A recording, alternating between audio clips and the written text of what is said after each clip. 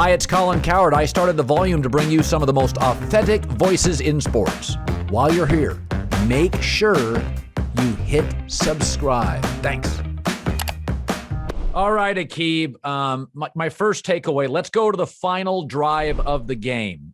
Listen, Stafford had the highest passer rating in the NFL this year in the second half and fourth quarter. So he and Kupp do what they do. What I think is interesting, they were using a third string tight end and had a fourth string wide receiver on the game.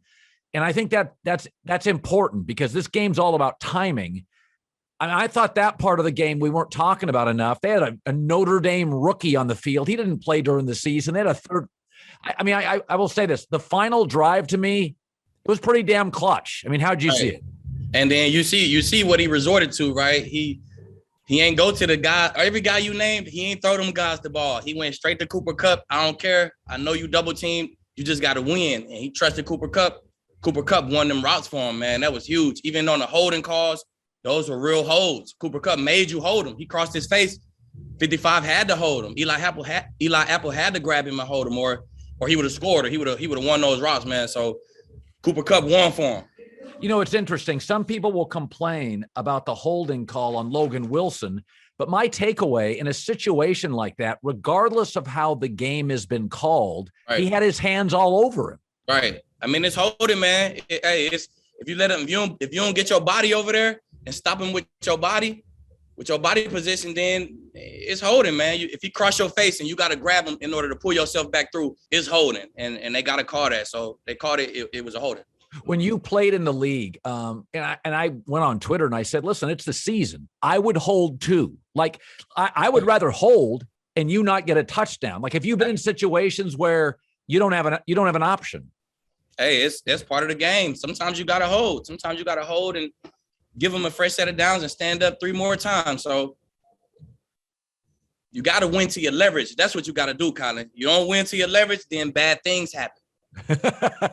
So, you know, it's funny. I thought the Rams were the better team early and the better team late. But I will say this about Cincinnati. Yeah, but I thought Cincinnati in the second and third quarters really looked very, very comfortable. Did you notice how quickly Burrow – you could see the game plan by Cincinnati. Get rid of the ball quickly. Did you notice that? I did. Burrow, man, he executed. You had to know that was the game plan, right? We know y'all coming. We know y'all like to bring that one extra linebacker, put him one-on-one with a running back. That's one of the one-on-ones that Raheem Morris creates, one-on-one with the running back. So you got to know that coming in. Burrow and them knew that. They definitely got the ball out fast, man. So that's really how they won all this playoffs, is getting the ball out fast and countering that blitz. So they definitely got out and did that. Joe Burrow looked good, right, Colin? Well, you know, the thing I like about Burrow, first of all, he got smoked. I can't believe he came back and played, Aqib. I thought he was out. Oh, man, they bent the wrong. It was the high ankle sprain bend too, Colin. That's the bad. Matt Stafford had the good bend. Like, okay, that's the basketball roll when it bend the regular way. When it bend the way Joe Burrow bent, you usually don't come back from that. So that's just kudos to Joe Burrow, man. That thing gonna be sore. It might be some good damage to that thing. You know, I thought one of the plays of the game, Tyler Boyd dropped that ball over the middle. Yeah. They get a first down. Rams may not get third down. Yep. Yeah. I mean, that was one of those. Tyler Boyd never drops the ball. Now he didn't have Jamar Chase's speed. He doesn't have the size of T. Higgins. Right. He's got good hands. That was good hands, man. He usually make those plays, and up until this point, he has made those plays. But man, them opportunities get bigger and bigger, man. As that clock wind down, and he heard them footsteps, Colin. He heard them footsteps. He let it go, man. That was a key point in the drive. That was one of the stops that defense got. That defense got 3 or 4 big stops in a row. You know what I'm saying? And that was one of them right there. Did you feel before the game the same way, Aqib, you felt after? I thought the Rams, I had the Rams by 5. I thought it would be close because of the 20 games this year the Bengals played, Aqib, 18 were close. Yeah. 18 of win or lose. So my takeaway, what everybody kept saying, it's going to be a blowout. And I was like, come on, man, this team's in field goal games. Right. But by the end of the game, I will say this. I thought the Bengals defensive front was better than I thought. Yeah, they defense. And then the thing about it, Colin, they don't rotate, man. They had those guys in there, Reader play, and Hubbard and Hendrickson, they play the whole game, and they don't rotate, man. So I thought they was gonna get wore out. They definitely didn't get wore out, man. They stood up, they stopped that run all day. It was I didn't think it would be a blowout to your question. I didn't think it would be a blowout, but I thought the Rams might win by 5-7 at the end. That's not really a blowout, but that's not a game-winning field goal like it was. So it was closer than I thought it was personally. And I thought it was gonna be. McVay it was interesting. Clearly the Rams couldn't run the football. Right. They had a lot of That's surprising too. That surprised me a lot, Colin. Couldn't run it at all. At one point, they had 18 carries and 22 yards. Right. So I thought it was interesting. About 3 or 4 straight drives in the second half, the Rams would be on a 2nd and 4, run it, and be on a 3rd and 7. And it was almost as if McVay was saying, listen, it's either he didn't trust Stafford.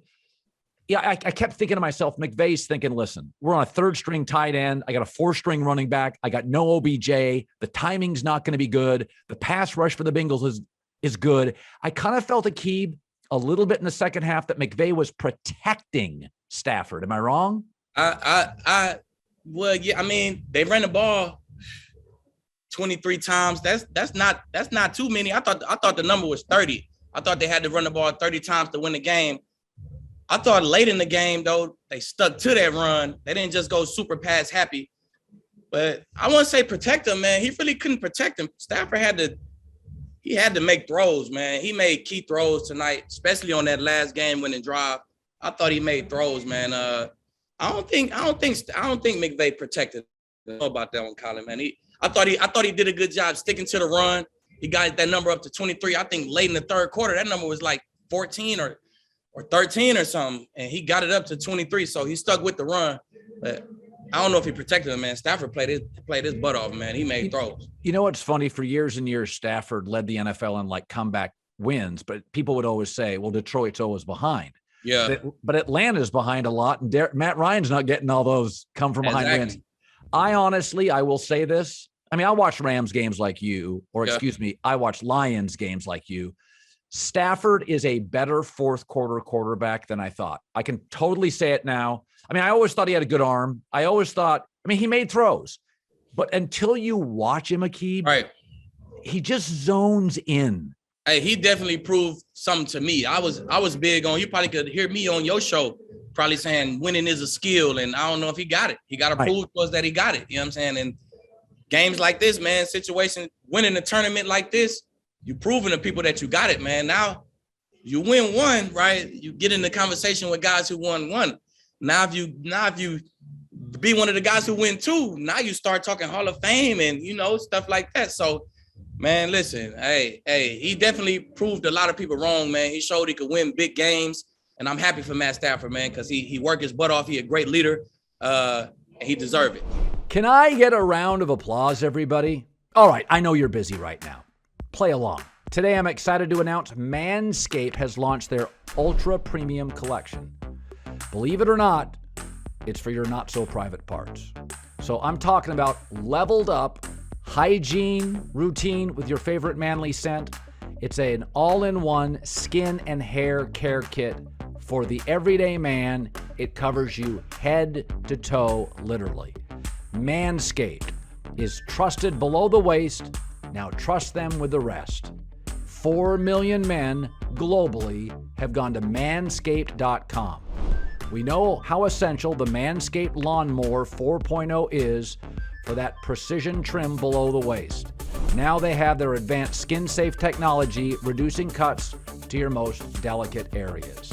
So, free shipping, 20% off with anything from Manscaped. Go to manscaped.com. The code is always COLIN. They have 2-in-1 shampoo and conditioner. They've got lip balms, body washes, hydrating body spray. Manscaped.com, code Colin, COLIN. There was a discussion before the game. Rodney Harrison said Aaron Donald, if he wins a ring, may retire. And I thought, damn, he's the best D tackle in the game by a mile. I don't know if I mean, seriously, I don't know. If I was McVay, I would go to him and just say, Aqib, I just say, dude, I'm going to give you no pads during practice during the season. Like, Man, I don't know. I don't know if I could lose that guy. I think I would go to him and say, listen, what do you want to stay? yeah, I think me personally, just being around AD too much, I don't know where Rodney Harrison got it from, but he love it too much, man. He's so competitive. He the most competitive guy on the team. He'll sit at home 1 year. Oh, he'll be back the next year. So, I mean, if he take a year off, he take a year off. But, hey, AD the most competitive guy. He'll miss it too much. So tell me about him. I mean, you were on this team. Obviously, he's got great speed for his size, but just his personality. What's it like in the locker room? Man, he's just a regular guy. You know, he's not one of the louder guys in the locker room. He just, he AD, man. He gonna chime in on a few jokes. AD ain't the loudest guy in the locker room, man, but he lead the building in effort, man. He's the last one out of the locker room, and I'm not just saying this. He's the last one out of the weight room and the first one in the weight room after practice getting extra work. So he's super good at leading by example, man. He gonna show you the work that I put in. Y'all see all the work that I put in. Y'all see what I do on the field. It's because I do all this. So you need somebody in your building like that, Colin. You need somebody who gonna lead the whole team by example. He got to be the dog of our work ethic. And it's crazy when it's your best player who do that for you. What do you make? Can you explain to me Cooper Kupp? Listen, there are just guys that get open. I grew up, you don't remember this guy. When I was a kid, there was a guy named Steve Largent. He played for the Seahawks. I never got to watch him. I heard about him, but I never got to watch him. He was a great route runner, always faster than people thought. Your takeaway on what makes Cooper Kupp a pain in the butt to defend? I think it's at the top of his routes. He got about 3 or 4 different moves at the top of his route. So he could run a corner. He could run a regular corner route like 3 different ways. You know what I'm saying? He could speed run it. He can give you like a 1-2, or he can give you the 1-2-3. You know what I'm saying? So I think he probably the top in the league right now at just the top of his route. So it's an option route. I got to pick away, right? And you got this leverage, but he still could win to that leverage. So if I had to pinpoint one thing, I'll say it's what he do at the top of the routes, and it's his size, man. That size get that yak up. He a tough tackle. So you don't think he's 6'2", 215. He a big guy. So that size with that shiftiness, man, it's hard to deal with in that slot. So there's been reports that Sean McVay may retire. I don't buy it for a second. Man, why everybody retiring, man? Come on, Colin. They win the chip. Everybody retiring. Come on now. What he wants. They was going to extend Stafford. They can't extend Stafford if McVay retire. I can't. If McVay retires, Stafford might as well retire. I'm gone too. You know what it is? The last time McVay had a contract negotiation, it was rough. Yeah. And so this one, he's got 2 years left. Shouldn't be that rough this time. That shouldn't be this way, right? It shouldn't be that rough this time, Colin, man. I mean, hey, Sean is a great leader, man. Shout out to Sean, man. He deserved this. He create that vibe that all the players want, man. What you think the NFL is, that's the vibe that Sean create, man. A lot of guys get to the NFL and they think it's going to be one thing and they get a rude awakening. It's nothing like what you think it is, you know what I'm saying? But the vibe that exactly what you think it is, man, that real professional type treatment, that's exactly what Sean is, man. So that's why guys love to play for him. That's why I love to play for him. That's why I got a lot of respect for him. He really deserved his Super Bowl. You said Aqib, he treated you like a man. Yeah. What do you mean by that? Man, I'll tell you some of the stuff that I had in the past, like come in the building, take your hats off, come in the building, don't bring your phones in the eating area or the treatment area. Like, it's like little kid rules. Wear collar polos around home games, around the locker room. If you leave out your hotel room, have a polo shirt on and be dressed. Like, it's just little stuff like that. That's little stuff, right, Colin? But we like grown men here. I got like freshmen in high school kids. You know what I'm saying? And you nitpicking at the little small stuff, man. It's bigger than that. It's a certain way that a player could be treated around that building, and you don't get it everywhere. I had 3, 6, 7, 8 different head coaches, and you don't get it all the time, Colin. I'm telling you. And Sean do a great job creating that vibe that players love.